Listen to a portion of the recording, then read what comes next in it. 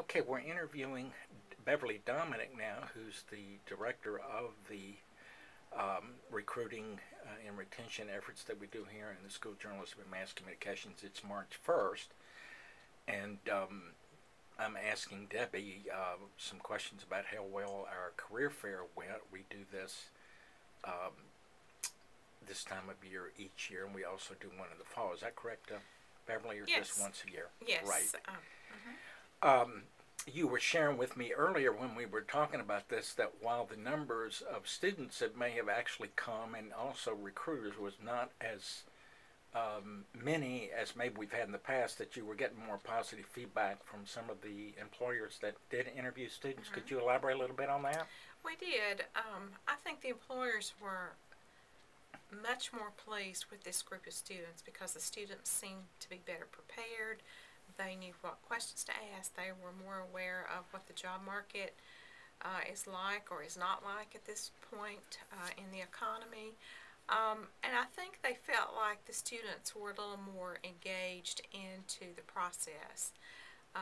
Concurrently, I think the students felt like they got good advice from employers if they weren't quite ready for the job market, some things that they need to be doing as far as classes and skills building that they need to be taking part in.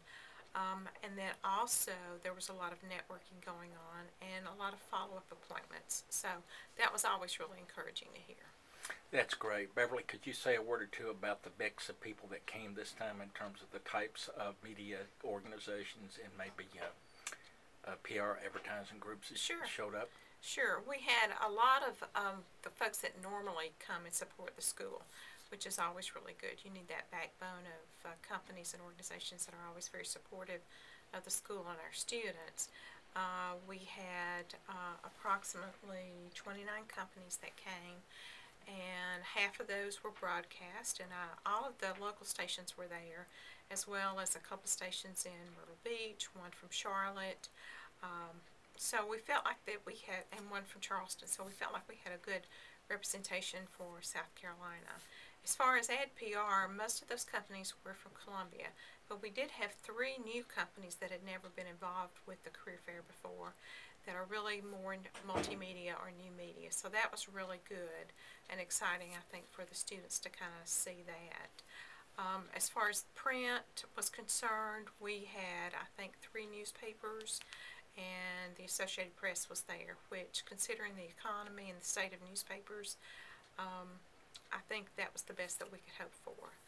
I know the visual communication majors were really expecting to see a section all of their own, but the one thing that I keep talking with VisCom students about is you need to realize that major is interwoven among all the other majors.